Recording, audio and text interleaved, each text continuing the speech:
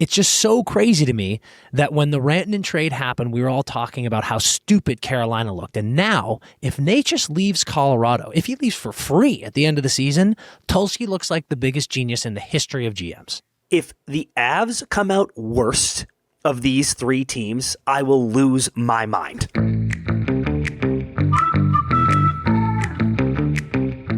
Ice is ready, and we are back with another episode of the Empty Netters podcast. I am your host, Dan Powers, and sitting there looking like a sad, lost boy in his new home, as lovely as it may be, the man from Neverland himself, Chris Powers. Doo-doo-doo. As always.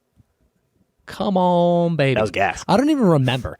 Did I say brought to you by BetMGM? Because if I didn't, it is. Here I am. I'm saying it. Brought to you by BetMGM. And if I did, we're double tap. Double tap, dude. Zombieland. CP, I got to tell you, pal, you look more alive. You sound more alive. You look full of life and spirit, regardless of my intro. Do you feel like you're coming back to the world here? Dude, all that's just natural light, baby. That's all you're seeing right there. Wow. Dan, I am in front of an open window, but how sick would it have been if I went like this and just pulled out a natty light? Not sick because it's not Labatt Blue, but that's just natural light, baby. That's just natural light, pal. It seems like you're good though, dude. We got you back. No. You're not good. I'm tired. I don't feel well. I feel nauseous. You're not good. You're miserable. I'm horrible, dude. Dude, you got a sick shirt on though. Can you stand up for the people at home?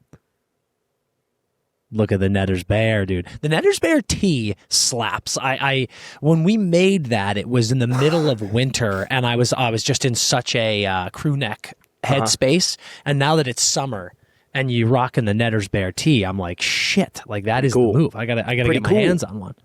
Got to get my hands on one. Well, listen, dude. Here's the thing. I'm buzzing over here. I'm on the other side of the world. It's evening time. I'm gonna have myself a little bit of wine here in a bit. But yes, to say goodbye. I am excited to announce this is going to be our first episode of the new era Netters. Whoa.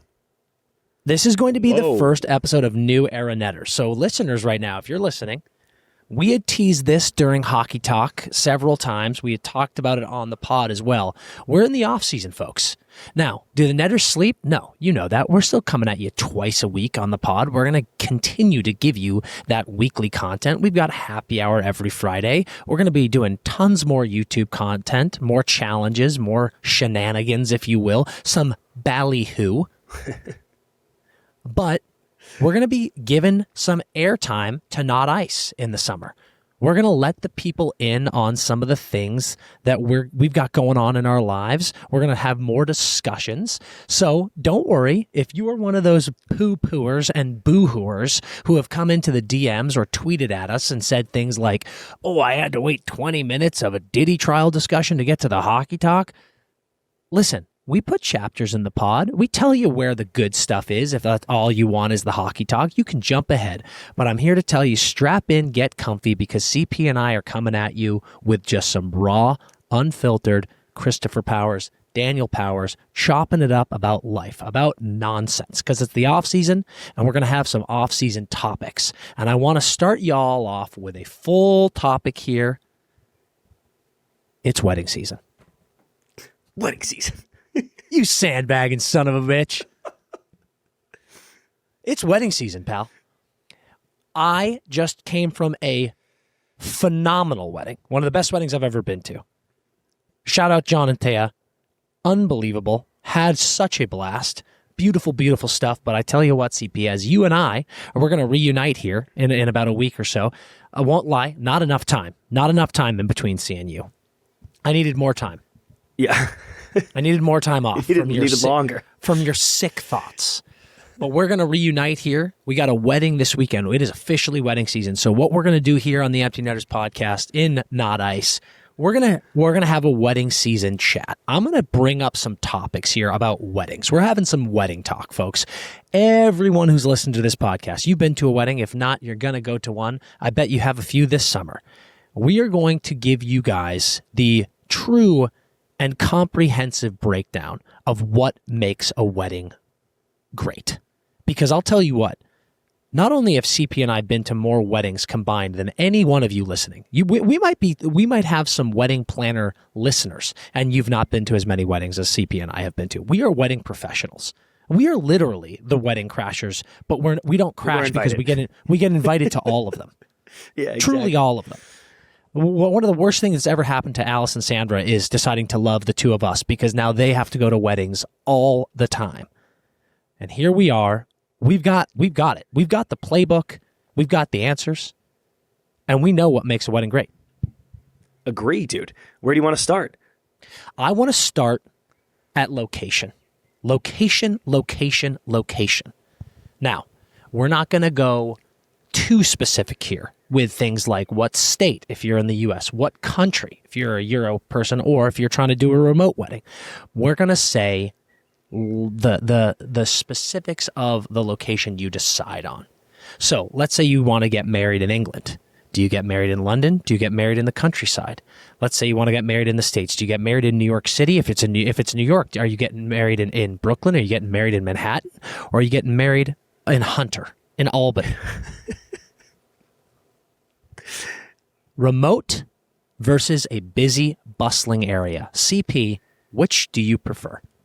The remote, the bitch that everyone always complains about with the remote is it's so hard to get there for all your guests. Everybody flying already, and then they fly to the big city airport, the international airport, and then you got to rent a car. Then you got to drive 4 hours. And you're like, holy hell, dude, this is a nightmare. But I'm kind of like, you're already fucking doing that. You're already traveling a long way. Kind of, who cares? And the city, I find that I rarely like the venue as much in the big city, because it ends up just being like a ballroom, a hotel ballroom or something like that. And either the after party is just at the hotel or something, and then you didn't even use the city, or the after is, let's go to the bars in the city, which is cool, but then it's like, there's other people there. There's like the city, you're just out in the mixer. There's exceptions. Obviously, there'll be exceptions to everything I say. You can rent out a bar and all that shit.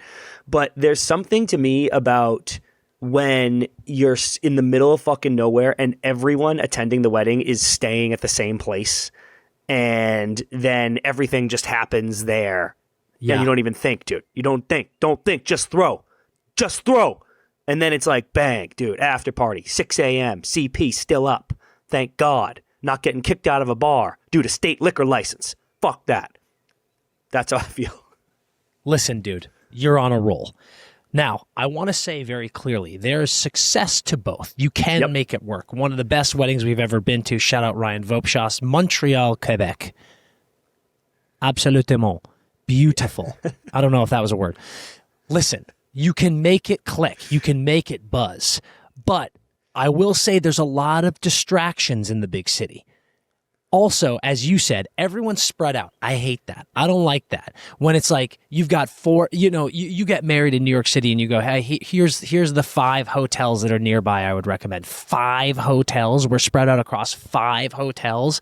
I think that's too much. I think that's out of control. I need us to be in a more isolated area. So the remote location is a huge winner for that. And I'm also here to tell you, I want a lot of hot takes in this segment, CP, and I know your brain's full of those. If you are the type of person, if you've got a big city wedding, if you're the type of person that maybe on the Friday night, after the welcome drinks are done, you're the guy who's like, oh, well, I'm going to go to this bar, or I'm going to go to this club because I'm in this city, I'm in Miami. You're the worst. Yep. You're the worst. This isn't your trip. You're not on a trip to this whatever city it is. You're here for the wedding. So you got to stick with the crew. You got to do whatever the gang is doing. And that's why I think I'm leaning towards a remote location, because, as you said, keeps everyone together, keeps the crew doing crew things. And yeah, it's huge. If you've rented out, like we were just in a castle, whole castle rented out. Everyone at the wedding was staying in this castle, which means castle late night. Yeah, dude, White Castle. Are the wedding drinks done? Is the official event done? Yeah. Doesn't mean you can't stop us from absolutely ripping the lobby until 5 a.m. Okay? So, I think my official vote is both can work, but I'm choosing remote to keep the crew tight. Yeah, the necessary. That's who I want to party with, dude. I'm here with the gang. I'm here with the gang, and then also I'm going to tell you this.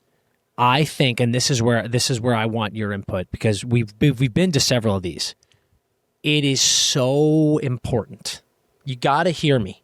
You got to hear me, wedding planners. If you choose that remote location, let's say it's at a ranch in the country. Let's say it's at a castle. Let's say it's at a ski lodge, but in the summer. You've got to make sure we've got plenty of activities for your guests. Like pre-wedding? I'm talking Friday before and pre-wedding, brother. Like, you need to make sure there's stuff for people to do, places for people to get food whenever they need it, and just drinks everywhere. Drinks everywhere. Yeah. You cannot go to one of these remote locations, and also account for the weather. Account for the weather. Let's say it's a ranch, okay? We're at a ranch in Montana, and you've got Saturday, the wedding starts at 5. All morning, you were going to go horseback riding. Maybe you had a great a game set up with cornhole, with horseshoes, with bocce ball. It starts downpouring. What are we doing now? You better have an area with a ping pong table, with a pool table. You better have a bar with bartenders ready to absolutely sling. You better have a slip and slide in the backyard. Okay, now you're getting crazy. Well, if it's raining, actually, that might work. That's what I'm saying. If it's raining, that might work.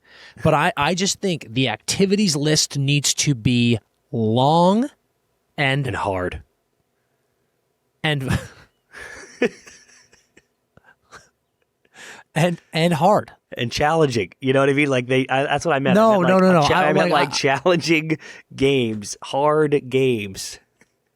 I just think you got to make sure there's stuff like the wedding I was just at, golf. We got to golf. You know how fun that is? You know how amazing that is? They thought about it. They gave us options. Yep. You need options. Yes. Oh, dude, options is the key. Variety is the spice of life, pal. Variety is the spice of life. Variety is the spice of life. Give me the options that you're thinking. At a wedding? Yeah. I mean, I guess it depends where you are, dude. Like we were in the Vermont one, there was like horseback riding and fucking frisbee golf and bocce, and I was like, there we sick. Go. You know, if I'm at the beach, like I just want local flavor, dude. Where are we? What do the locals do? I would like to do that too. Okay, local. I like this. I like this a lot. Let's get into a very important topic here. To speak or not to speak? Wedding speeches. Do you care what day they happen on? Yes, I care that if you're doing a best man, a maid of honor thing, that should be on the day of the wedding, because not everyone is there on Friday, dude. That's what people forget. I'm always there on Friday. I'm not missing a Friday, but not everyone else is there. And, you know, when I'm not a part of the rehearsal dinner crew, it's like, oh, yeah, God, you should have seen it. There was some of the most amazing speeches of all time at the rehearsal dinner. I'm like, that kind of blows. But you can't bog down the wedding too much. So you got to at least save the two big ones. And like a mix in a parent thing, probably. I'm okay with that at the wedding. Yeah. I think that's important. I'm not opposed to the Friday, tons of other people speaking, if that's what they wanted and that's what you wanted. That's what the Friday's for. I'm okay with that. And then I also need I need to have the ceremony and then the cocktail hour, and then we will walk into the area of the reception. If you want to do the dances right away, so be it. But then we do the food and speeches, and then we dance the rest of the night. And I know a ton of people listening didn't do this, and they're going to get mad at me. But if you ask me to get up and dance my little Linus off and get sweaty, and then sit back down and eat a fucking overcooked steak while your fucking dad rambles on and my sweat cools on my brow. Terrible. And There's then nothing you worse. ask me to go back out there. There's nothing worse. That's pulled hammy. That's a pulled hammy written all over it. Okay, I can't have it. Can't. Dinner, speeches, then I will dance. Then I'll give you everything I got. You can't interrupt the dancing. That is something that I have learned is like once the dancing begins, it's like a fucking tornado. You gotta let it run itself out. Or get into a bunker and get out of my way. Yeah, you can't try to stop that and then start it again. It's a recipe for disaster. It's a recipe for tragedy. I'll tell you that much. It's brutal. I am a big believer in speeches on both days, especially if you've got a lot of people who want to speak. Yeah. We can't be carbo loading speeches on Saturday. That's now I'm just sitting there, dude. Now I'm just sitting there. I'm losing momentum. Now you're sitting, and I'm going to tell you something. I'm going to blow your hair back here. I don't know if this is if this is a general European thing, but I am going to tell you that it's a Swedish thing. Have you ever heard of the term Toastmaster? I've heard of it, but I don't know. I don't know what the job description is. All right, you've never seen it. So here, I'm going to educate some of you people if you've never heard of this. At a Swedish wedding, you have a Toastmaster on the day of the wedding. Sometimes you'll see it on the day before as well. This wedding we were just at, we had the Toastmasters, I should say. Johan, Ophelia, shout out. They did both days, and basically what your Toastmaster is going to do is be your MC for the night. And on Saturday, at a Swedish wedding, you're going to have a lot of speeches. So what we do is we get sat down after the ceremony, you come back to the reception, you have some drinks, then everyone is invited in, you sit down. The Toastmasters then come out, and if you're doing your job well, you're going to have an intro song. You sure are. You're going to announce to the people when you're coming in hot, and you need to get people up. They'll often stand up on chairs, wave some towels around, get the people going, get the people juiced up, because that's what we need. They will be the ones to introduce all of the speakers, and they themselves, like any good MC, will make jokes in between, keep people laughing, keep people buzzing, and in between all of those introductions of speeches, you will have your food brought out. You'll have more drinks brought out. If you're doing your job well, you'll have shots brought out. And I gotta tell you, being introduced to this, I felt like a fool. I felt like a buffoon for not having known about it before, and I also felt embarrassed for the entire United States that this is not common practice. You're telling me that I've gone to weddings where some clown-ass, no-name DJ is introducing the mother of the bride to speak? This idiot who doesn't know them at all. Or worse yet, some dingus playing the saxophone in the wedding band is like, now everyone, get on your feet for the best man. We don't know this guy. Who are you? Why wouldn't you do an option where you know someone? It makes all the speeches way better, flow much smoother, and it's just more fun. You've got someone who knows the bride and groom, making jokes, cracking wise. We need that way more often. I'm into this, dude. I did the MC at Kev's, but it was kind of just getting in and out of the speeches, which I think had value and people appreciate because A, I know them, and B, there's not like any of that awkward quiet when the mic's getting handed. You know, they hand it to me and then I'm like, hey, here's who's coming next, quick zinger, and we're off. But I'm very interested in expanding this role, Dan. Like making it bigger. It's a no-brainer. Think about any award show. Think about the Oscars. You got a host. The host does bits. They make jokes. They introduce the people. They keep it flowing. Imagine if you just had some dipshit who was like the pressing the play on and play off music at the Oscars, introducing every speaker. It would be a snooze fest. Like that and apparently sucks. That's what we've been doing at weddings for years. Fuck, dude. It's an absolute disaster. Yeah, now, I'm in on Toastmaster. The Toastmaster is a no-brainer. We are doing that. We are changing that. It is moving forward. That needs to become common practice. I will say, Toastmaster is no easy gig, brother. We talk about all the times the weddings that we've gone to where we had to speak. You got to limit the drinks. You got to stay dialed until you speak. And it's always kind of frustrating because you're like, I just want to have a drink. I want to enjoy my day. This one is like, you're on the whole time. So you really got to limit the booze. So just letting you know, if you get asked to be a Toastmaster, it is an honor, and you better deliver. But you're also going to be in one for like 4 hours. The whole fucking night. So just something to think about. This being a perfect transition into probably the most important thing in our lives, we got to talk about food. I want to keep this to two very clear things. Food is the most important thing at the wedding. CP, you have a very...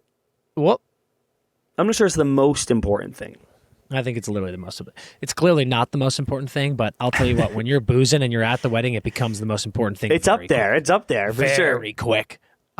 You have a very hot take that you're passionate about with food, and so do I. So I'm going to give the floor to both of us here. You start and tell the people what you think is the move with food at weddings. The dinner service at weddings, and for anyone married, you know this. For anyone going to get married someday, you're about to find out, wrecks you on the bill. Like, that's where a ton of the money is going to, is the dinner service. And I'm not even knocking all the caterers out there. It's a tough job serving that many people all at once in an orderly fashion, okay? But some budget-ass salad comes out, and then you are presented with either a beef, chicken, veggie option. I'm gonna stop you right there, and I'm not gonna let you generalize wedding meals and calling them all budget, because I've had some delish meals at weddings, including this past weekend. I'm sure it was fine at best. No, it was fantastic. We had a beef tartare starter that legitimately aroused me. Okay, but that cost such a high percentage of the wedding budget, the whole meal, whatever you got. So just keep that in mind. And I've had a few good ones, obviously, but 90% of the dinners are not good. And even the ones that should have been good, my steak is overcooked. The steak next to me is super rare. You know, like it's never, It happens. It never is consistent in what you want. Every time I look at the menu when I'm RSVPing, I'm like, oh, hell yeah, dude, I'm getting this. It's going to be so fucking good. And then it's so average. And then when I leave the wedding, all I can talk about is how amazing the passed around apps, the passed around hors d'oeuvres were during cocktail hour, because there's variety, spice of life in there, and it's easier to make, and they're just delicious and fun and creative. If they're done well. They're done well. Yep. You're generalizing too much, pal. I've been to a few weddings where the pass around apps have been beyond disappointing. Would you like me to go wedding by wedding and decide and Almost, tell you which ones were good apps and which ones were good dinners, or can I generalize for the sake of the pod? Almost ruined my night, dude. Yep. Almost ruined my night when those are bad. I've had my night ruined by pass around app probably twice. I've had my night ruined by dinner 1,000 times out of the 1,002 weddings I've been to. And all you need for the whole night, because I don't need the dinner, dude. Like, everybody's like, oh my God, we're boozing. I'm like, yeah, but did I need to sit down and hammer the potatoes au gratin and the fucking overcooked steak? No, I didn't, because now I'm full. All I wanted was to go get the food when I'm hungry. And on top of that, the new trend lately is the late night. Everyone's got a late night thing. Yeah. And it's easy, like chicken fingers and fries, whatever. All everyone says is they're like, oh, the apps were great because I just kind of was like picking at it. The late night was great because I was just picking at it. The dinner kind of sucked when we were forced to sit down and eat stuff none of us fucking liked. So there will be no dinner served at my wedding, no traditional dinner. There will be an incredible array of apps that are passed around all night. But I want to add one caveat, because shout out Kit and Jay, who Netters fans will remember, because thank you for your support after their house burned down. They did this. And I was blown away, because I was like, I'm going to pioneer this move. Could be the move. Shout out Bobby. And then Kit and Jay did it. And it was fucking amazing, just as I dreamed it would be. The only note I would give their venue was, by eventually, like once we're kind of like dancing, you don't need to be walking around with them physically anymore. Just put them on a table. You know what I mean? Like, just keep bringing the apps out, but just put them on like a buffet table. So when I'm hungry, I just go over and grab another, I can't even remember what they had. It was so good though. Yeah. But go grab another one of their snacks and just keep an eye on it. Like if snack A is getting low and snack B is full, cook more of A, whatever. Because I do think it needs to be there when you want it. You don't want to be like looking around like, where's the fucking server? But that's it. There will be apps passed around all night, which will probably transition into late night style apps, but there will be no... If you think you're getting a fucking overcooked steak at my wedding, you're a fucking idiot. Sir, I genuinely feel you're a pioneer. You've been preaching this for years. And yes, we did see it in practice to an extent, and it went off with a bang. Max and Emma Dan too. We haven't done it yet, but this October, it says on the thing, it says there will be no dinner served, apps only. Okay. Now my question for you is, where do we do the speeches? Because that is a big, like, do we sit? Do we stand? I don't want to stand during a bunch of speeches, especially if you're doing a Toastmaster wedding. Okay, fair. But dude, that was always my biggest fear about this, but I thought Kit and Jay's was executed perfectly. When they were like, hey, we're doing speeches. But it was everyone so walked out. There was like 4 very short speeches. We were there for maybe a grand total of 20 minutes, maybe. And I'm telling you, the Toastmaster vibe, that's going to be 3-4 hours. This last one we were just at was 6. I'm not kidding. My God, dude. I'm not kidding. And let me be clear. It was electric. It loved was every second of it. It was because we had a constant flow. We had a constant flow of food, drink, and listen. Like you can do this, but you're gonna need like a buffet stand with all this stuff, or hear me out. You need to figure out a way using mechanics to create an illusion of the Hogwarts Great Hall where food literally starts materializing from the middle of the table. If you can do that, and it's just a pick what you want, now we're laughing. Yeah. Okay. I think it's still possible, and I guess we will have to talk more about the mechanics of the Toastmaster, but I think you are overestimating how much people don't want to stand. Like, I didn't even want to sit at that. Like, everybody was like, do you want to sit? And I was like, no, dude, I'm chilling. Like, I have my drink. I'll watch this speech right here. I'm happy. If you think I'm going to give a fucking speech at your wedding while a bunch of jamokes stand, you're out of your mind. Everyone was standing at Kit's.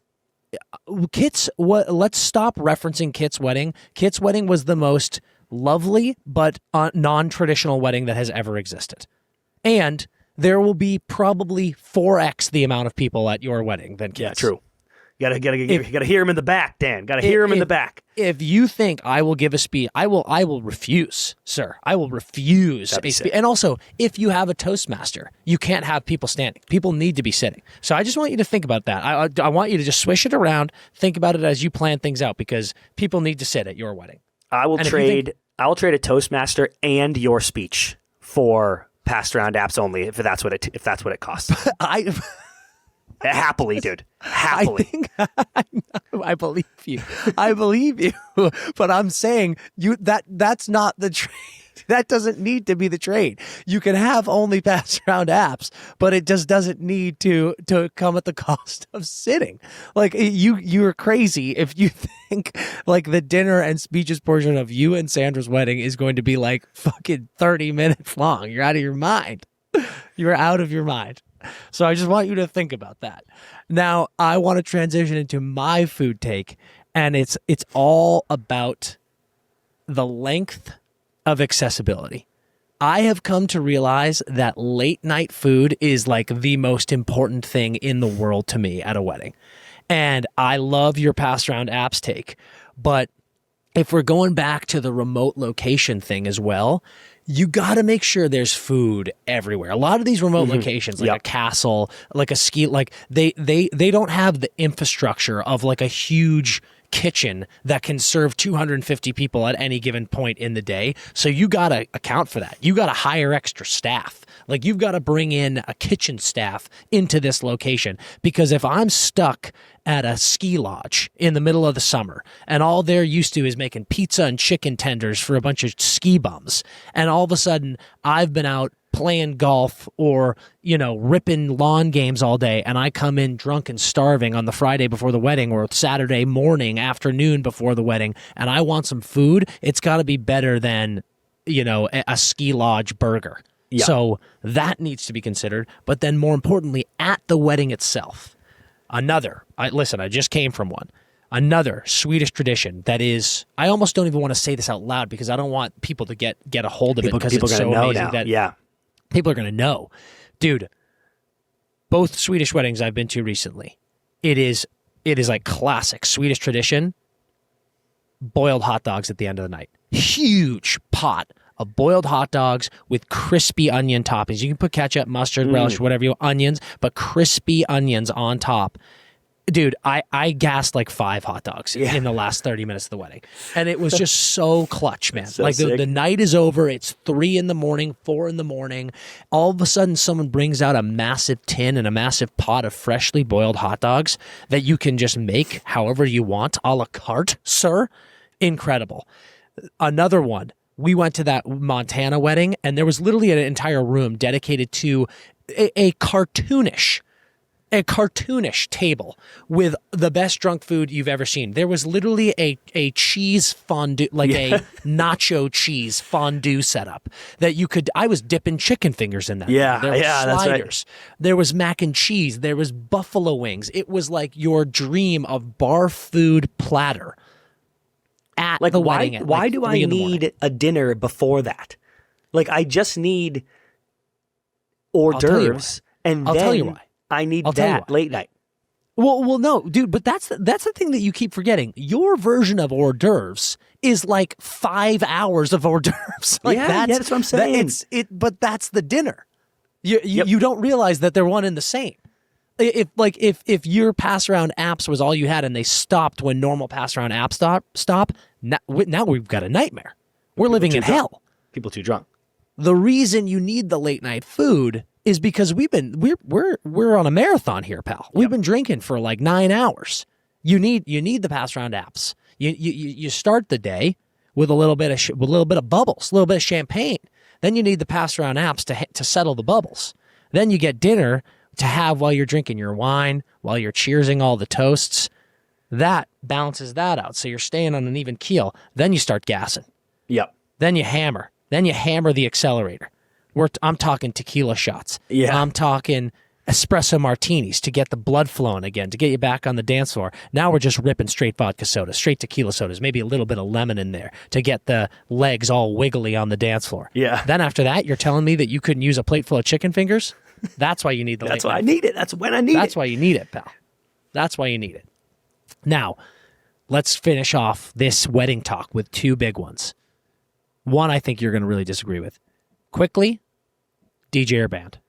I used to, when I was younger, I thought it was band because it just seemed cool, and like you interview wedding bands. I've been to so many now that the bands, while some, I've stumbled across incredible talents, truly incredible vocalists and all this stuff. But every wedding I go to with a band, they're like, oh my God, they cost so much money, and they just sing like the not quite good enough version of the songs that you like, and they don't even play all the songs that you like. And then even like the first dance songs that they do, I'm like, well, I actually wanted to dance to that song with my wife because that's the song we love, not your cover of this. So it literally has to be DJ. If you marry someone that wants a band, then you got to go band early and DJ late. And that's a fair compromise. But the wedding band industry is an absolute racket, and they are not up to snuff. Yeah, we've been burned. We've been burned too many times. I'm going to say again, I'm a believer in both. If you're passionate about one, be passionate about it, but you better hit it. If it is I think a bad band is worse than a bad DJ. Oh my God, by a mile. The band ceiling might be higher. Yeah, but you know what I was thinking about recently, CP? I don't even know The band ceiling might be higher. It might be. But maybe not. Because I started thinking about it. Like, if you get a great DJ that puts on like a music festival type show, which I want at my wedding, by the way, like, then I'm like, that's better than any wedding band will ever be. Trying to play those songs that I'm like, ooh, that was almost as good as the actual fucking song, dude. And listen, dude, I'm with you. Like, I have been to weddings where the band was unbelievable, but at the same time, nothing will compare to when you are buzzing on the dance floor at a wedding and you hear the first note of a sick song that you really, really wanted to hear. No band can create that unless it's literally the band. So that's just the last time I checked, you're not fucking hiring Bruce Springsteen to do your wedding. So if I save money on dinner, I might be able to get him. Don't cook some shitty steaks and then maybe you'll get Bruce. Now, boom, you got Bruce. You got the boss. So I think I am team DJ, but I want you listeners to feel free to do what you want, but just know that the chance for disaster is higher with a band. I truly do believe that. Yep. I truly do. Now, here is my last topic on the weddings discussion here. Dress code. For it or against it? Passionately against. I think, as you know, you chirp me all the time. I'm not like the most stylish guy, but at weddings, at nice functions. Hey, don't put a tone on that, pal. Own it. You are not the most stylish guy. Well, I see. This is where I disagree because I am when it calls for it. You fucking dress up to clean the house, and I'm like, all right, clown. When I go to a fucking wedding, I look good, and I actually really enjoy that part of it and being like, oh, nice, here's what I'm going to wear, and like this with this accessory and this color scheme and whatever. And when people are like black tie or, you know, I would like this theme at the wedding, I'm like, you're putting me in a box, pal. And I don't like to be in a box, dude. You got to let me fly. You're a peacock. Yeah. You're a peacock. I knew that this was going to be the one you disagree on. I've come around to this heavy. I'm a huge fan of tuxedo wedding. Like my wedding will be disgrace. Well, I think there's a difference there. Like black tie allows a black suit to be worn. I'm talking everyone will be in every man will be in a tuxedo at my wedding. And I feel this way because while I'm with you, CP, and I'm a way flashier dresser I know. I can't you. believe this is your take. Well, my take is this is my take because if you don't go dress code, and by that, by the way, I mean like wear a suit. Like it's a formal wedding, but like wear a suit. You open the door to someone being a shithead. And I want to shut that door. I want to slam that door in that shithead's face. I do not want to give anyone the opportunity to wear. There's a few different terrible options. One, you've got the dickhead who shows up in the crummy suit that he wears to work because he's like, whatever, dude, I'm just going to put this suit on so it's not a hassle. And then you've also got the dickhead who's like, oh, I'm going to make a statement at this wedding. Like, I want to be the guy that shows up in this, like, you know, pink salmon suit with my light blue shirt and my floral tie and my crazy sparkly shoes. And I'm like, hey, bozo the clown, it's not your wedding. Stop trying to steal the show. And also, you look like an idiot. Did you consider that fact when you got dressed this afternoon and came out to the wedding and you stepped on the lawn looking like a fucking mime in France? You moron. Did you think about that? Didn't cross his mind, probably. Also got the dickhead who goes, this is often the dads, this is often the cousin, the random uncle who goes, I'm not really a big nice clothes guy, and they wear like a pair of khaki pants and an old sport coat that they've had tucked in the back of their closet for 22 years. Yeah. That guy shows up and I look at him and I go, really, sir? I want to avoid that like the plague. So I am heavily for dress codes. Those people might not come to your wedding. Like if the option is get a tux or don't come, they're like, I'm not coming. Good. In fact, you know what I might put on my invites? Send me a picture of what you plan to wear. That I can, dude. And I will go. Go like this. I will either go yay or nay. Like I'll be like this. If you're gonna wear that, you literally can't come. And if they go okay, then I'm gonna go great. Send me a gift. See you later. Just saved you a bunch of money. Just saved you a bunch of money, and you saved me a bunch of money, and you saved my eyeballs from seeing you looking like an absolute disaster buffoon. I'm for that, dude. I'm for that. I get so jealous of chicks at tuxedo weddings because every dude is like, hey, we're all just looking in a mirror and we're all wearing the literal exact same outfit. Whereas girls get to have these amazing, cool gowns for their black tie, you know, of the event. Yeah. I'm like, fuck. That's sick. I wish I wasn't in the same fucking suit as literally every dude here. Yeah, but dude, that's how you give it a splash. Like at this last one, I wore some great, beautiful Paul Smith tassel loafers that I got that I love. I also went to this wonderful shop called Stenstrom's, and Alice bought me unreal cufflinks with the 3 crowns on them. So I was getting to represent Sweden while we were here. You do little things, dude. Oh, trust me, shoes. That's all I do at black tie weddings. I have a little pocket square, cufflink, and I accessorize as much as humanly possible. It's just not enough. But I'll tell you, dude, that people notice that stands out. When you follow the dress code, you look like $1 million in a tux, which you do, and then you do little classy accessories. That's when you shine, pal. Yeah. And I'm going to tell you this. I give you shit all the time about how you dress. You dress horribly most of the time. But when you dress up, you look very good. But I will also tell you, you look very good when you dress up. And I know you care, and that goes a long way. You care a lot. Like when you get a suit, when you wear dress clothes, you care a lot. I will also tell you a couple times, maybe 2, at weddings, you've made decisions where I've been like, I don't like that. Maybe 2. Every other time, 10 out of 10, maybe 12 out of 10. Yeah, I mean, no one's perfect, dude. You think you've been a fucking shining star at every wedding you've ever attended? I do think that, and I do think that is that's part of my problem. Like, it's probably not true, but I'll tell you what, I think it very passionately. Yeah, of course, we all do, dude. We look in the mirror, we think we feel great. I have alluded to a couple of these things. We're going to move on to another segment before we jump to our hockey talk. Quick segment that I'm going to call Things That Are Better in Europe. And I want you to get a quick agree or disagree. We'll breeze through these, I promise. But they're just things that I've been noticing a lot as I'm here more and more often, and I want to get your opinion. Are you ready? Yep. Number 1, in Europe, whenever you go out, you get a soda pop, you get a water, you get a Gatorade. You open that puppy up, you twist the cap.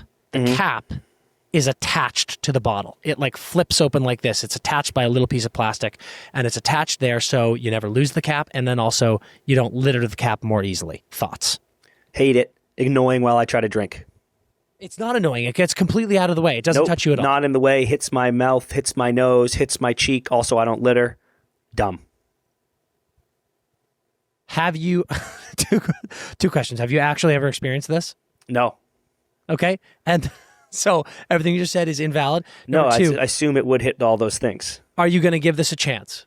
Yes, that sounds it's like the stupidest shit I've ever heard, dude. Do you think I'm losing caps off my fucking water bottle? Maybe not you because you're a good human being, but you're telling me you haven't seen caps littered all over the place, like at sporting events or at you walking down the street? You're lying. No, I have. But so you're saying like for the general population, not for me. Yes, and it also it's just a thing that should be implemented because it clearly helps the world and the planet, and it doesn't cause you any inconvenience. I promise. Except for when it's hitting me in the face as I try to drink the whole time. I promise it will never hit you in the face. Where is it? Where does it go? How long is the piece of plastic? What are you a citizen of Pawnee? Are you stuffing your entire mouth around the top of a bottle when you drink out of a bottle? Look at this, dude. Where do you think a cap is going to be dangling in this space? So it's just flying off to the side. Yeah. Blowing in the breeze. Yeah. That's fucking stupid. Number 2, we're already kind of getting better about this, but it needs to become commonplace. Tap to pay needs to be everywhere. Agree. Strong agree. Amazing. And we need to be, those fucking stores, I don't even know how it works, but those stores at the airport where you just walk in, they're at crypto too. Like you walk inside and pretty stunning. You leave with something and they're like, you paid. And I'm like, did I? And you do tap to pay before you walk in, right? Yeah, I think so. But I'm just like, what the fuck? I need that everywhere, dude. Like when I walk into a restaurant, I don't want to speak to I want to post my order and then just eat and leave. And they'll be like, yeah, we've charged you for what you purchased. That level of CCTV needs to be everywhere, which brings me to my next one, CCTV. More prominent in the UK. We need security cameras everywhere. People will just stop committing crimes. Agree. Fucking film everything, dude. Alexa, record everything. You just recently found out that your bike got stolen as well. You know how easily we could have found out who did that if we had CCTV? Stop robbing me. Dude, stop robbing people, you horse's ass. It would just stop petty theft in this country. Put cameras everywhere. Big brother me. God. Big brother me. Yeah, agree. Okay, next one. I'm very passionate about this one. Cold breakfast. Normalize deli meats at breakfast. I'm talking slices of ham, turkey, tuna salad, hard-boiled eggs. We don't need hot breakfast all the time. Thoughts? I don't agree. Well, you know what? I'm kind of indifferent on this one. I'm probably going to always eat the hot breakfast, but this does not offend me. If they were like, also, there's some ham. I'd be like, okay, that's cool. And maybe one day I would dabble, dude. Maybe I'd throw a slice on my bacon, egg, and cheese, and I'd put a nice cold piece of ham on there too, because fuck it. So you could make some frulla too, dude. Like a nice right, lovely piece of bread. You also slice fresh cheese, throw it on there with some ham, maybe some pickle, cucumber, peppers. Yeah, Pretty okay. good. I'm okay with this one. Okay, I like it. Next one. Seen this everywhere in Sweden. They're called alcos. They are, Chris, literally, they're little wallies that everyone has in their lawn, and they have their little charging station that they roll to, and they charge themselves when they run out of battery, and then they just go around and they mow the lawn all day long. They're named Alco. Dude. Lonnie. We got to call him They're Lonnie. named Alco. Love it. Give me a Lonnie right now, dude. It's unbelievable. I'm looking at him right now. He's sitting right there. Is one cruising? That's gas. No, he's charging. He's charging. He's right there. Yeah, that's charge. It's amazing. Yeah, dude, that is money bags. I want that big time. Money. Okay, now my last one. Toilets. We don't have toilets. We need to get toilets in toilets in Europe are better. They're better designed, they're a better shape, and then I have found that the clear bonus, the clear improvement. Why do we have so much water in our toilet bowls? To hide the poop, to get the poop underwater. Dude, you sit down in the US, you take a poop. You're getting splashed. 50% of the time, you're getting splashed. That doesn't happen here. Yeah, but then the poop's sitting above water there. And it stinks. Everything stinks. You're just sitting there in your own stink. There's a little bit that catches it and helps contain the stink. But also at the same time, it's like, hey, everyone's shit stinks, brother. If you're going to the bathroom, it's going to smell bad. We don't need to also... Not if you were shitting in a pool. Not if you were shitting in a pool. If it was big, we should go bigger. We should go bigger. We're getting splashed and we're wasting water. We should go bigger. Dude, we should go bigger and taller. More water, but more height away from the water. So there will be a splash, but it won't reach the anus. So then it's like horrible. It's like cannonball, boom. Horrible. And then no wetness on the butt, more water, no stink. I want to climb a ladder to get on the toilet in the US. This went really badly for me. But you just cracked the code. Now you've designed the best toilet of all time. So you want to go the other way? Yeah. More water, more height. Could you imagine walking up a set of stairs to sit on a toilet with your legs dangling, like kicking, yeah. And you just poop and it falls like 4 feet. Dude, my legs fall asleep on the toilet when they're on flat ground right now. Imagine if they'd be dangling for 20 minutes. Dude, you couldn't get down. Your legs would fall asleep. Yeah. You'd have to start to walk down a flight of stairs. You couldn't get off the toilet for hours. Then there's a pole. There's a fireman pole too, Dad. There's a pole. So you walk up the ladder, down the pole. Yeah. You take a 4-foot poop, and then you slide down a pole. Pooh. And then you're down, dude. And then there's an usher who's like, "You okay?" And you're like, "Yep, thank you." And they take you out. We're creating jobs. We're creating jobs now. We're creating jobs. All right, let's take a break and hear from our sponsors, and then CP, bring us into some hot ice for all the hockey fans out there. Quick pause from this unbelievable action to talk about our favorite partners in the world, BetMGM. Sure, hockey season is over, but that doesn't mean BetMGM sleeps. They're going to be with you whenever you need, taking care of all of your betting desires. We got Wimbledon going on right now, and they're hooking you up with all of the best things in the world with Wimbledon. I'm going for Sinner. I think CP is going for Alcaraz. You got to get in on that action. And also, we got a High Fly Friday going on in the baseball world. If you're betting on homers on a Friday, that is the one to smash. We don't sleep, all right? It might be the offseason in the NHL, but that does not mean CP and I are going to sleep. We're not going night-night. We're staying in the action with our boy Dr. Locks. CP and I are giving you picks. We're doing all the fun stuff all summer long. We've got unreal action. Like we said, Wimbledon, MLB. We've got European football, not that lame American football stuff. Sorry. But we've got tons of action going on. We've got the Club World Cup happening too. Come on. You know you want to get in on this, so join BetMGM today, and when you do, use promo code NETTERS, NETTERS, and when you do that, you can bet up to $1,500, and if you lose it, it all goes right back into your account. Who is taking care of you like that? No one else. Sign up for BetMGM right now with promo code NETTERS and join in on the fun with your boys. Gambling problem? Call 1-800-GAMBLER. Available in the U.S. Call 877-8-HOPE-NY or text HOPE-NY 467-369 in New York. Call 1-800-327-5050 in Massachusetts. 21 plus only. Please gamble responsibly. Call 1-800-NEXT-STEP in Arizona. 1-800-BETS-OFF in Iowa. 1-800-981-0023 in Puerto Rico. First bet offer for new customers only. Subject to eligibility requirements. Bonus bets are non-withdrawable in partnership with Kansas Crossing Casino and Hotel. See BetMGM.com for terms. U.S. promotional offers not available in New York, Nevada, Ontario, or Puerto Rico. All right, we're going to get into some trade targets for this year. The Hockey Writers made a cool list. We've printed it out and looked at it, and we're going to kind of go through and just talk about ones that really jumped out to me for reasons like, wow, they should do that. For reasons like, they definitely shouldn't do that. That would be fucking insane. And for reasons like, God, please feed me that trade. That would be so awesome. Absolutely love it. We've talked about Jason Robertson a lot. We've both said that we think that's moronic, so I'm not going to go into it more. Assuming that's still your take, Dan.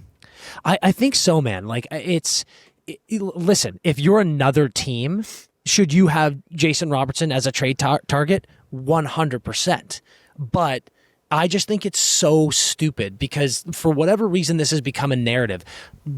We love the guys over at BR Open Ice and TNT, and they posted something that was like, here are some proposed trade targets for Jason Robertson. And I thought that they were horrible. Now, that's not a knock on BR. It's a knock on what people are saying the market is. And I'm telling you right now, if you were just in the fucking Western Conference final against the Edmonton Oilers, and you're like, we're going to trade our point per game 25-year-old stud Jason Robertson and get futures back, that was the dumbest thing I've ever heard. Like, you better be getting a point per game guy who's under 28 years old back. So unless that's the case, please stop talking to me. Yeah. Like the one I could think of, Chris, is Kyle Connor. Like, Kyle Connor, we've heard that possibly there's a chance Kyle Connor's unsure if he wants to extend with the Jets. And like, if Robo is like, I would go there, then I'm like, okay, yeah. The old do one switcheroo. for one. Yeah. Yep. Another name on the list, and it's not on the Hockey Writers list to be fair, but our boy Nick Kiprios said there's a lot of smoke on this one, is Martin Necas isn't happy with the situation in Colorado and would be interested in moving. Dude, can you believe the narrative turnaround that whole fucking thing has become? Look at how good Carolina looks right now. Look at how fucking good they look. Stankoven extended. They've got Ehlers now in there. They did such good work. They've got all those picks back for the Rantanen trade. Like, they look like fucking geniuses when so many people were shitting on them. And now Necas in Colorado, who looked so good in the season, is like, I'm actually not happy here. Like, if that's actually the case, Tulski deserves a fucking statue tomorrow. Bro, after we were like, you should be humiliated. We said someone should be fired. That you get Gensel and he's like, bye. You get Rantanen and he's like, I will not play here. And I'm like, this is so embarrassing for them. And then find my clown nose. We did say sack to just trade Rantanen then. That took a sack to be like, you know what? Then fucking we fucked up. We didn't do our due diligence on this, and we got to get you out of here. And before the trade, I was like, they'll never get anything back. They're fucked. They're up against it. They got so much back, and then now it's insane how this looks, Dan. If Necas, and dude, I'm not shitting on Necas. I don't know the guy at all. There were people in Carolina who were like, wait till playoffs. He kind of disappears when he looked so fucking good in Colorado in the regular season. And then he was kind of quiet during playoffs. And I don't understand it. What could you have possibly not liked about your situation? Like, you show up, you play first line with Nate, you dominate during the regular season, and then, you get bounced by Dallas in the first round after a really good 7-game series. And he's like, I hated that. And I'm like, what? Yeah. It's really strange, brother. And I'll tell you this, too. It's like, he's 26 years old. I think he's a really good player, and he is a UFA after this 1 year. Like, Colorado is now in a weird situation of, I know. Like, do you trade him now? Because if he just maintains, he's like, I do not like the fit here. you can't lose him for free after everything that happened. If you trade Mikko Rantanen and you come out of this and you're like this, we literally have nothing after a year and a half. Like you have Jack Drury. You have Jack Drury, who is now an RFA. Yeah. That is bad. Holy fuck, dude. And just pay Rantanen. As I said from the very beginning, I was like, or the cap's going up $1 billion, pay Mikko Rantanen. You're fine. It's crazy, man. And I can't help but look at Boston there. Like Boston is just such a we saw the way that Pasta played with him at Worlds and with Jesus Christ, Zaka. Yep. Like I don't know what you would need. Like that's the crazy thing is like if you're Colorado right now, you're going like we need a 2C so badly, and you want to get one, right? And you're like we've got Necas, this great trade chip, but if Necas is like I'm vocally saying that I don't want to be here and I'm free this summer, who is going to like? I'm not going to give you anything, Colorado. I'll wait till next year. Yeah, right. Like that's tough. Okay, next one I wanted to highlight. We've talked about this a little bit off air. Can I just jump in and say this real quick? I didn't even think about this before you started this segment. I think that you've officially incepted me. This is literally my favorite thing to talk about, and for some reason I wasn't processing that, and now we've started, and I'm fucking boned up over here. What, like potential trades? Potential trades, cap balancing and stuff. Like you tricked me, dude. You tricked me. In a good way. Yeah, okay, good. I love that. Okay, one I wanted to highlight, we've talked about this a bit, but not really on air. The Jordan Kyrou smoke. 8.25 cap hit. He's under contract. He'll be a UFA in 2031. So tons of term there. 36 goals last year. Are the Blues insane? Yes, I think they are. It's the Blues, however, I really like what the Blues are doing and what they're putting together. And I'll also say this. Kyrou looked great under Monty. So I know. That's why I'm so surprised. I am surprised by this. He is the highest paid forward on the team. This is obviously maybe not to the same scale, but this is a Matthew Tkachuk trade for Huberdeau and Weegar. Like this is if you're going to trade this guy who's signed till 2030, who's only 27 years old, who just scored a pubic hair shy of 40 goals, this is going to be a monster deal with someone. Or it's going to be we're going to trade for, sorry, Jets fans, I'm going to use Kyle Connor again, Kyle Connor who immediately extends the second the trade is done. I have heard some people allude to the fact that people within the Blues think he's a bit one-dimensional maybe, but I am just very curious what you could see from that kid's personality and the way he played last season under Monty. And it's clear that the Blues are building something. Armstrong wanted Montgomery. He got Montgomery. He gave him a deal. The Blues out of nowhere made playoffs because of Montgomery. And they gave the Jets an amazing, amazing playoff round. I don't know why you look at that kid and go, he's not part of this project. Right. So if we're going to see a trade there, I think it is a true and genuine blockbuster involving big players. Another one that really piqued my attention. Well, actually, let's do this one first. Rasmus Andersson will be UFA 2026, 4.55 cap hit right now. 11 goals, 31 points last year. Has turned down a trade to LA, we know. What I find interesting about this one is I think he is such a massive ad for anybody, but why now if you're Calgary? Like, it seems like you've got Wolf and Weegs is going and Ken Zeri's hopefully he's RFA, which we can get into in a second, but like you were right there and you trade Anderson now, like that feels nuts to me. To me, it's about him, right? He's like, I'm leaving. Get something for me. Yeah, and this might be a Brock Besser situation where we talk about this for 2 years, and then when Rasmus Andersson could very well play for the Calgary Flames the entire year. They make playoffs or don't make playoffs, and then we go, he's going to be one of the best free agent defensemen to hit the market, and then he just re-signs with Calgary. Yeah, there's a chance that happens. It seems like it's been talked about too much, and the fact that there was a deal in place with LA and Anderson said no. That is a terrible fact for Los Angeles. And B, it is in my opinion, a sign towards the reality that he is probably like, I don't really see my future here. I would love to give you guys the opportunity to trade me and get something back. So I think Anderson is probably going to, like, this isn't going to be any team who needs defense, give this guy a shot. He's got, I believe it is a 6-team no trade list. It's going to be probably, listen, if Calgary gets a great offer and it's a team that's not on his list and they go, I don't give a shit what they you might think, just pal. do it. They swing a deal, go for it. But this might be like he wants a contender. He wants to win. And what team will that be? Again, I bring up Tampa in this one. I was just like, I do think that they could use more defense on that blue line. You put him with another Swede in Hedman. That's interesting. Yes, it is.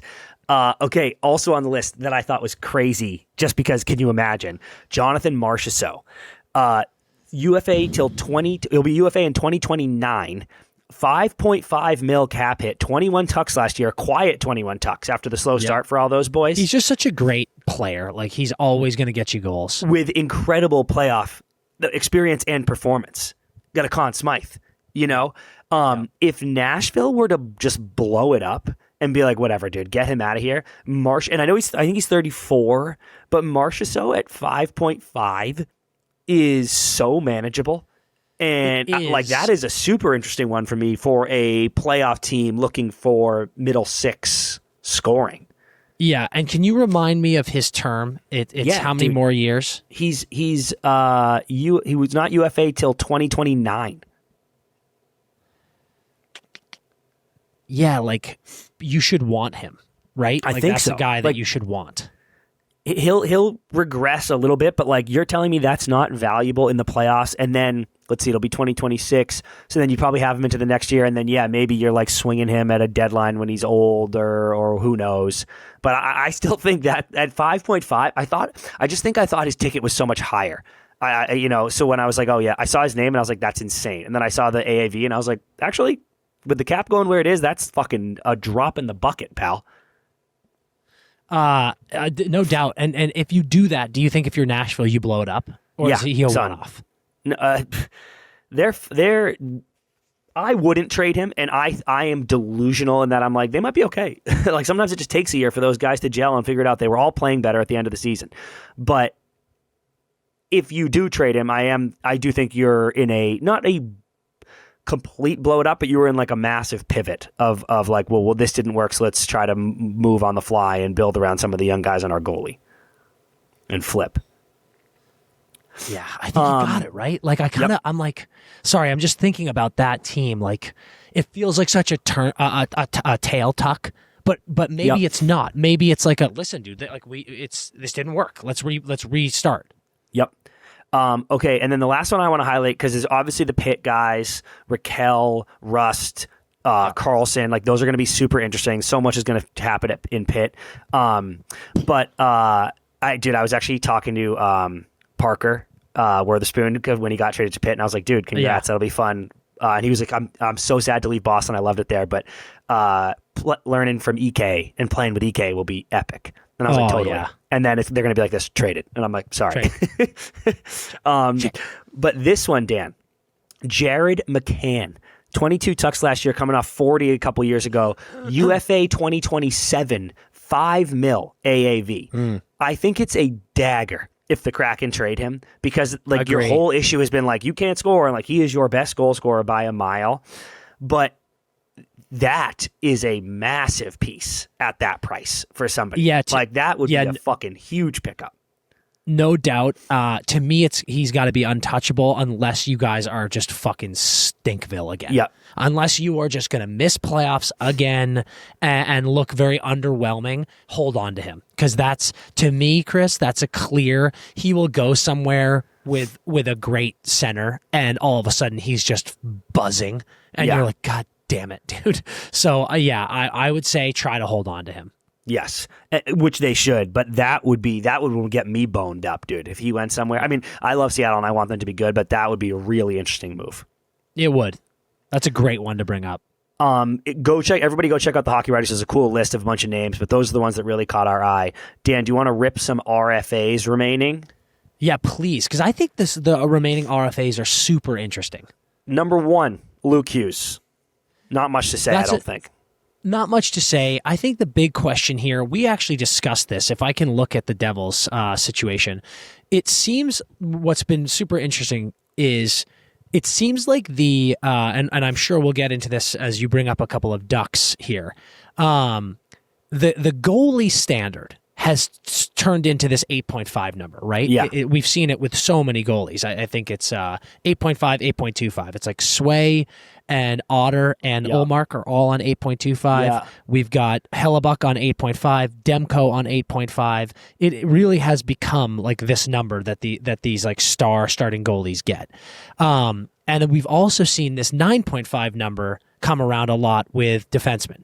We see Nurse is at 9.25, I think. McAvoy's at 9.5. You've got Dobson now at 9.5. Luke Hughes is going to be a star in the NHL. There is absolutely no doubt about it. You look at he's 21 years old. I think he had over 40 points last year. I think he's just out of this world talented. If I were Luke Hughes, I would sign a bridge deal because right now you have your highest earner on this team is Dougie Hamilton at $9 million with a full no move, I believe. He then is followed up by Timo Meier at 8.8 and then Jack at 8. We said, I think, during our live show, can you be Luke Hughes and make more than Jack? I think realistically, yes, because Jack signed that deal a while ago. Times are changing. Like you gotta get this kid.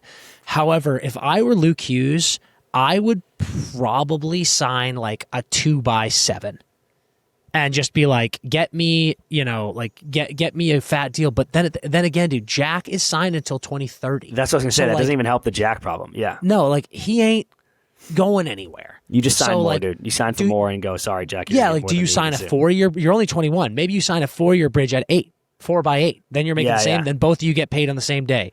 So like to me, it's either like going back kind of on what I've said. I would either sign a deal that expires the exact same year as Jack at probably the same number. Like I would very much hear an argument that Luke Hughes is worth $8 million a year right now, just because of the clear trajectory he's on. You're going to sign him up to play with Jack for at least 4 or 5 more years. 5 more years, including next year. So like, give him a 5x8. The Hughes boys make the exact same amount of money, and then you can re-sign them both when they are 29 and fucking 26. Like, done deal. How's your mother? Move on. Yeah, exactly. Number 2, Gabe Vilardi. I think you have to do absolutely everything in your power to keep him in Winnipeg. Agreed. And I am terrified for Winnipeg that he is going to like. He filed for arbitration, so it's gonna they're gonna that it'll get sorted that way. But it's gonna be like a year, right? Like it's gonna be 1 year, and like that is terrifying to me because if I believe he'll be UFA after that. Yes, that's how that works. I'm 98% sure. But yeah, they need him. They need him big time, especially with some of the people, the people that have already left, people that might leave. You need him. Okay, here comes some Ducks. Lucas Dostal. I want to get into Dostal, but let me really quick, CP, go back to Vilardi. Okay. What the fuck are you doing if you're the Winnipeg Jets? Like you have to offer him something, right? Like yeah. Oh, dude, this is Like you had to offer him a 5. Vital. Like, is that getting enough attention? How stupid that was of them. I don't think so. Like you just lost Ehlers, and it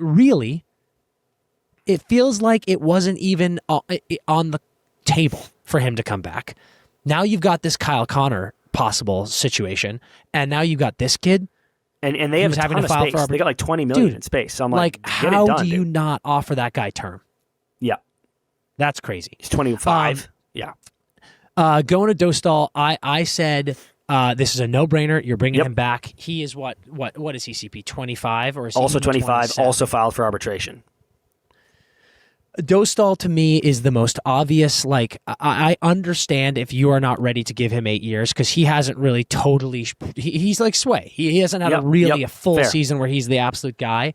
But I would have given him 5x7 like that. No questions asked. I believe in his talent. You look at his numbers with maybe not the best or most veteran proven D last year. I would have given him a term, no doubt about it. But he's obviously coming back for at least this year. They cannot lose him. Dude. But to trade Gibson and then not give him a deal is fucking crazy to me. I know, dude. I mean, this is exactly what the fucking Bruins did. But I think he'll get something. I'd be thrilled to get 7 if I'm him. I'm not sure he gets that high, even though I think he deserves it, but that would be good. Marco Rossi, we've talked about. We don't need to go into too deep here.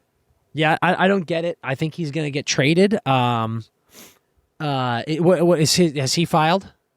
No, and he actually says that. Grant Johnson reported that Rossi is actually more likely to re-sign in Minnesota now than he was before. So okay, so see, Chris Johnson's the best. I think he's super reliable. To me, that's like a. I don't know why this was talked about. I hope the exact same thing happens with Robertson because it's this has been talked about. But if you're Minnesota, like. What are you doing, dude? Like, if I understand that you have to re-sign Kirill and you're going to re-sign Kirill, like, calm down. But keep this kid who's a 60-point guy. Yeah. Like, I don't give a shit how small he is. Like, let him be your 2C. Like, let him be. It doesn't matter. Bring him back. Mason McTavish. Same exact topic. Like, this to me is. I think McTavish is 21. 22. 22, okay. Yep. I would sign it. I would sign a 4-year bridge deal if I were him, and if I'm the Ducks, I think that is the easiest 4x6.5 ever. You have what about so much. Terry? Troy Terry signed 7x7. Don't you just do that? Like here, dude. Like listen, if he's willing to sign that, absolutely. Like if I'm the Ducks, I look at his production and I also look at his age. I'm giving that fucking kid an 8-year deal. Like right. No doubt about it. I'm saying. If I am him, I would sign a 4-year deal. You're only 22 years old. I would sign a 4-year deal, get your paper, and then when you're 28, and what I imagine is like an 80-point player, you sign a fucking fat ticket with them when the Ducks are winning cups. Because, fucking right, dude. QB's deal, like 5x6.25. It's just smart, dude. That's big brain stuff. Like you could do that. If the team is willing, and I think the Ducks should be willing because they have so much cap space and so much youth, like you sign a 4-year deal here. And like what's great about the Ducks too is like you've got Killorn at 6.25, you've got Kreider at 6.5, you've got Strome at 5. Those guys are in order 35, 34, and 31. They're all off the books in 2 seasons. Like that right there is fucking almost 20 million off the like. You guys are fine. The Ducks are set up for so much success. And throw Granny in there, who's only at 3 years at 7. Like, oh right, true. Forgot about that. Like you give the if I'm them, if I'm him, I ask for 4. If he'd sign 8, do it. But you bring him back, no question. And frankly, I would give him a deal before someone offer sheets him. Yeah, dude. Seriously, right? It seems stupid though because they have so much space, they'll just match anything. Yeah. But don't even let it get there. Give the kid a deal. And dude, show him some confidence. You know what I mean? I kind of hate that when like that's a factor. Like players want to be wanted. That's a big part of it. No doubt. Okay, next one, Bowen Byram. He didn't file for arbitration, but the Sabres filed for team elected arbitration yesterday. So and people are kicking tires. Like the Blues are there. People are saying aren't really interested. Yeah. Calgary, Vegas, Columbus, and LA also, but the Blues trying the hardest. So if they were going to trade him, it would be like I'm sure the Sabres would want something back to help them right now. But I gotta believe they are trying to get something done here. Yeah, to me, I feel like they're doing that to protect themselves because a trade feels imminent here. Like I would be shocked if we go into the season. That was the Alco. Oh, I was like, what the fuck was that? No, no, I'm kidding. It was a dirt bike. I would be shocked if we go into the season with Bowen Byram playing for the Buffalo Sabres. Okay, which is sad. Well, maybe good for him. Yeah, it might be. The Sabres, brother. God, they are a disaster. Next, your boy, Capo Caco. He also filed for arbitration. Yeah, I think that was a smart one. I hope he stays there. I think we saw him play really, really well. I think it would be to me, to see him move again would just feel so unnecessary. So I'm like, just stay, dude. Yeah. Play your heart out. The Kraken seem to be saying that. Like all the reports are like, they're going to get something done, no problem. Which is great. And he had a fucking great year, dude. Yeah, I see no issue there. They like him there. That's awesome. Next, Dylan Sandberg also filed. Was that him or it was team? No, that was him. The Jets, they just need to... they can't be losing people. They can't be losing people. They can't be losing people. I think this will get done. I'm trying to see if there's any big rumors about where he might go. But like they've got room. I think this is a good piece. Their decor is so awesome, but this is a big piece of that, you know, an unsung piece of that. So I think you got to make this happen. He's fucking 26. I mean, you just said it perfectly, dude. It's like this. If you are the Jets, you cannot be losing people. So bring him back. I like that a lot. Cam York signed. He was on this list, but he signed a 5-year deal with the Flyers. 5.1 a year. Yep. I think that's such a good deal, man. And like the Flyers are starting to look pesky, and I really think that that's interesting. Yep. Agree, dude. They're going to be fun. And then the King. Let's go to L.A. Alex Laferriere. 23. So he can't do the arbitration thing yet, so he's going to have to be a little patient here. Let's see, what was he making? He was making nothing. 875. Yeah. I would imagine that the Kings have 6.7 in cap space. I would imagine well, first of all, dude, like the Kings offseason has been terrible. Yeah. It's been terrible. And you have this kid who started off so hot last year. He's one of your draft picks. He's one of your youth. And how we've talked about how badly they have fumbled their youth. Yep. Dude, if you do not show this kid faith like you showed to QB and like you need to show to Brant Clark coming up and like you did not show to Jordan Spence, like you did not show to Velarde, if you do not show this kid faith and get this done quickly, give him a deal and be like this, dude, you are a top 6 winger for us, no doubt about it. You scored 19 last year. We need you to score 30 this year, and we're putting all of our chips in your basket. I think you're mental if you are Ken Holland. So given the cap space, you can't offer him that much. And I don't even think he would demand that much, but this to me feels like it's got a 2-year deal written all over it. Like this is just going to be like a 2-year, probably like $5 million, like 2x5, it might even be less, like 2x4.5. Yep. But like get the kid paid a little bit here. But if I were him, there's no chance I would sign more than 2 years. Cause like, you got to believe in yourself that you can become a 30, 40 goal guy. And you can't be signing like a $4 million a year contract through more than 4 years. But dude, if somebody, there's a tweet out here that's like, if someone offer sheets him 4x4, you'd only have to give up a 2nd-round pick, and that is a steal in my mind. Oh, dude, he is. And then if the Kings don't want that, you're like, fuck me, dude. I was waiting for you to get to him because I'm pretty sure, like, if you look at the ARB stuff, like, what's the number that it becomes a first? Because, like, you could even go higher and really hamstring. Like, you could kneecap the Kings. Yeah, and not even give because exactly. And you wouldn't even give up a 1st-round pick. So it's like he to me feels like one of the most clear-cut offer sheet candidates I have ever seen. Which is just more incentive to get this fucking done. Exactly. Especially since Ken is like, he loves it here. We're going to get something done. And I'm like, okay. Do it. I would do it. And Ken confirmed he does love it in LA. I don't think he's going to leave. I don't think he wants to leave. But it's like, Ken, you give the kid a fucking deal. Yep. Okay. 2 more. Connor Zary, 23. No arbitration rights yet.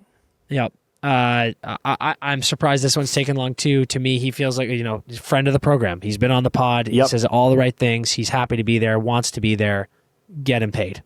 Yep, and I think he will. Production went down a tiny bit, but I still think he's just going to be a fucking massive star. And they love him there too, by the way. Oh, yeah.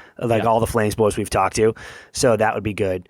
And then, dude, the last one we're going to talk about, another Bill Zito masterclass, honestly. Sam Iskevich didn't play enough games to get to arbitration because he was a healthy scratch for a lot of it and a healthy scratch for the bulk of the playoff run because they had so many veterans in there.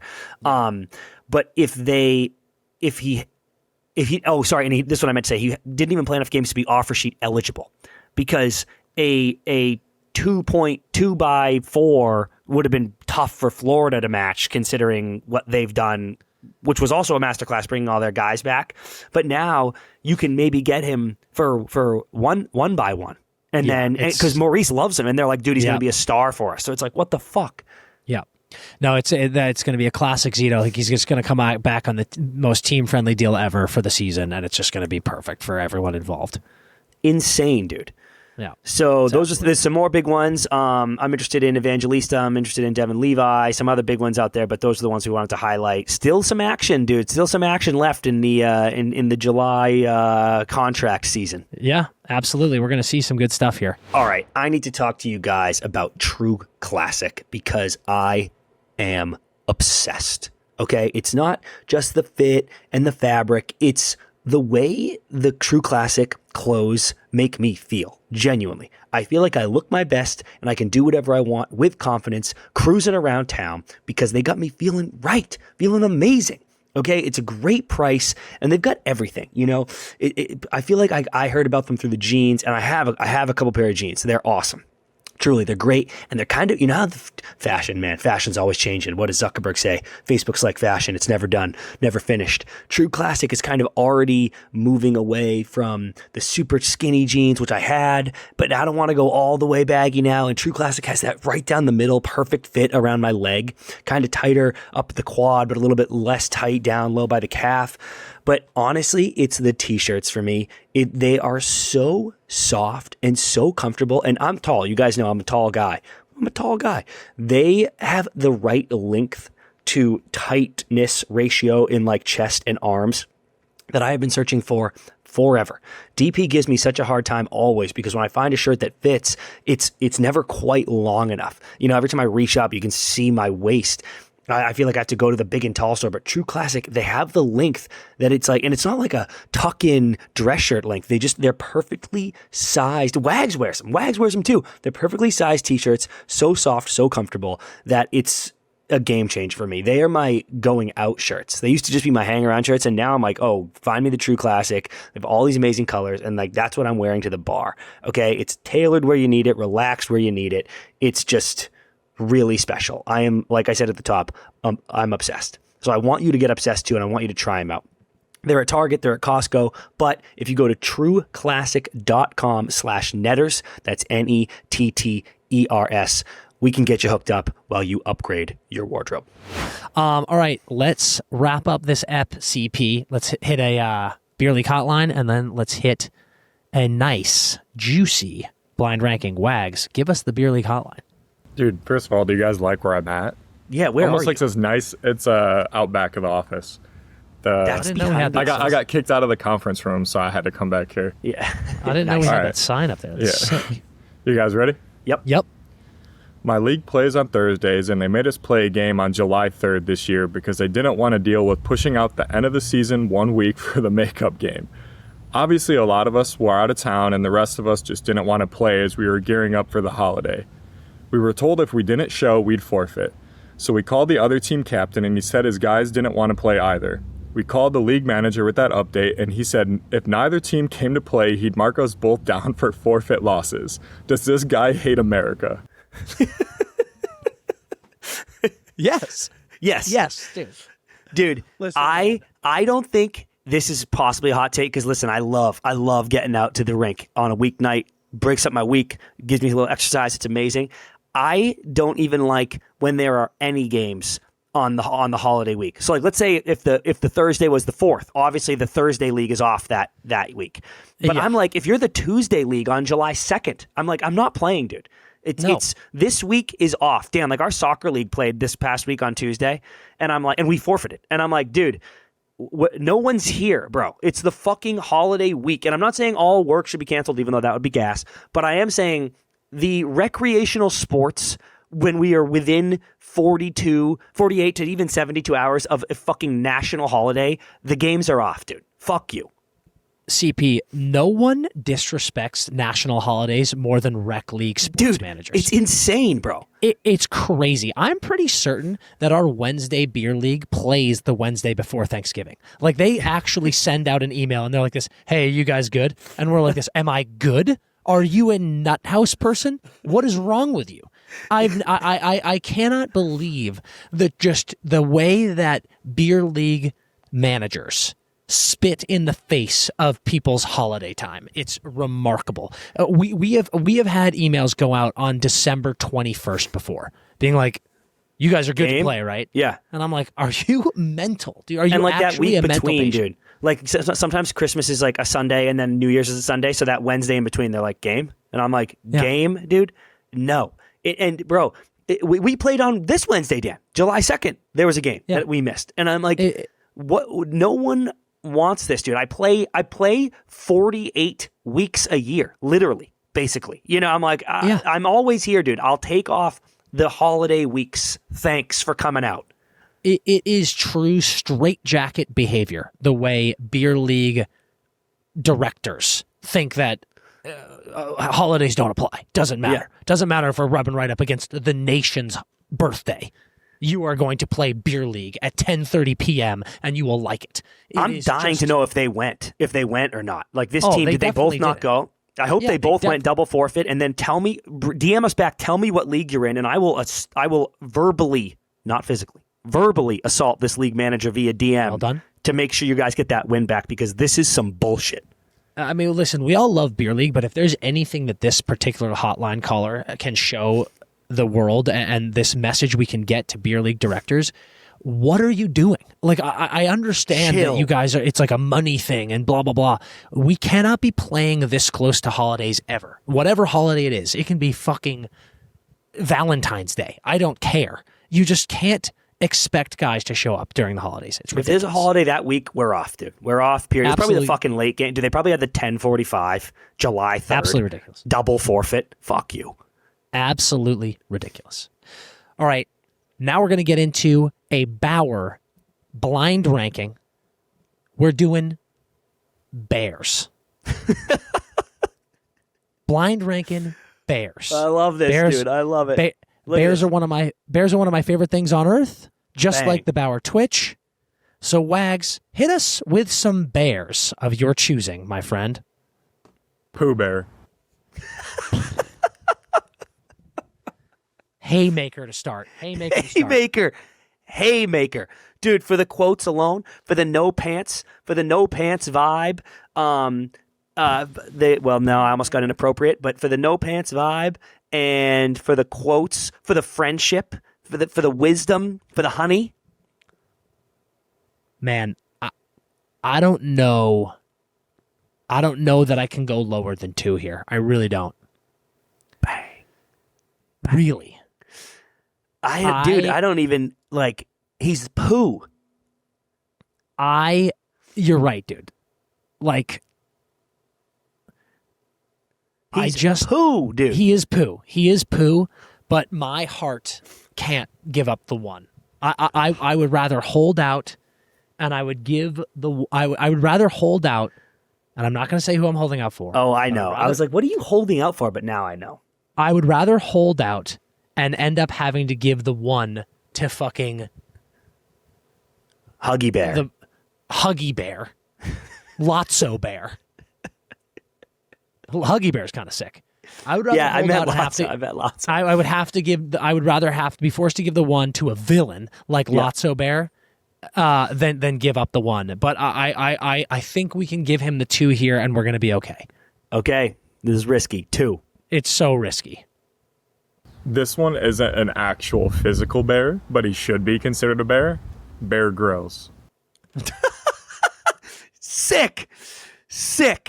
That's dude, really good. I love Bear Grylls, Dan. Bear Grylls I is love nails. him. Man Bear versus Grylls Wild. nails. That was my shit. That motherfucker's peeling snake skin off a snake, pissing in it, and drinking it. Even though he's got a Gatorade in the band, he can just drink a Gato. But he's like, no, this is how you would survive. He's a quote machine. And by the way, dude, people love to shit on him. He's like the youngest person to summit Everest or something. Like, he has a sick Everest stat. I'm pretty sure he's done it like 4 times. Yeah, he's the man, dude. Everybody he fucking sleeps in his hotel room. Blow me, dude. He drank his own piss out of a snake. Bear Grylls' nails. I want to go 3. I'm going 3 for sure, and I'm actually pissed I'm not Pooh Bear. I wish it was Pooh Bear. Exactly 1, 2. But we're going Bear 3. Okay, I like it. Smokey the Bear. Smokey's a good bear. He's a good man. No, Dan, he's saving our forest. Dude, Danny's saving the forest. Shit, bro. Dan, how would you even know? How would you even know that the fire threat is a 5? How would you even know that? I'm sick of Smokey Bear gaslighting us into trying to save the forest, and then I feel like he doesn't do shit. He's burning one down behind the sign, flicking into the forest. He's like, Smokey's like, fire damage of 5 today, ladies and gentlemen. Ping. Where was he at the Palisades? Hey, where was Smokey when the Palisade fire happened? Where was he? Where was he? The one that started it. Yeah. Does he have an alibi? That's what I'm saying, dude. Smokey Bear probably started that fire. Smokey Bear's a bitch, dude. He's kind of a crazy name for him, honestly, now that I'm thinking about it. Yeah. I don't know why that's his name. I attribute Smokey Bear with dare. And that can just kick rocks, dude. Smokey's 5'5". Po from Kung Fu Panda. Oh, shit. Skadoosh. Damn. This is tough now, Dan, because I know you're going to want to hold one still. Actually, it's not. It's okay because he's a great bear, but I love the 2 above him so much that I would have had them above him anyway. I'm sad he's a 4, but I'm okay with this. If you told Po, Kung Fu Panda, that he was 4, and he said, "What?" and it was Pooh Bear, Bear Grylls, and hopefully what I think is a Haymaker 1, he would go, Dung. Ancient Wisdom. I understand. So we're going to go Po 4. Last but not least, Paddington Bear. Boom! Yes! Oh my God. Boom! Dude. Marmalade sandwiches for everybody. We fucking did it. That right there is the greatest blind ranking in the history of blind ranking. Oh my God. Listen to me. If you're kind and polite, the world will be right. And if you are patient and polite, your blind ranking will be right. Paddington Bear, number 1, dude. Paddington Brown in the 1 slot. Oh, dude. Epic bear. I modeled my whole life after him. And it is so fitting that he gave us this gift of this blind ranking. He's my favorite bear of all time. He's maybe the most important character in my entire life. Wags, you're a gentleman. You're a gentleman and a scholar. I appreciate you. At CP, we're getting better and better, dude. We're on. I know. We got killed last week, actually. People were upset about that list. I had to redeem myself. Yeah. You nailed it. I can't think of a better way to finish out this episode. Perfect blind ranking. Wags, you're the greatest. CP, you're the greatest. Folks, I hope you enjoyed this more casual off-season episode with many topics. We're going to be doing it more and more and more. It's beautiful stuff. It's fun. I will bid you gentlemen adieu from over here across the pond. And until we see you next time, CP, tell them what to do. Skate hard.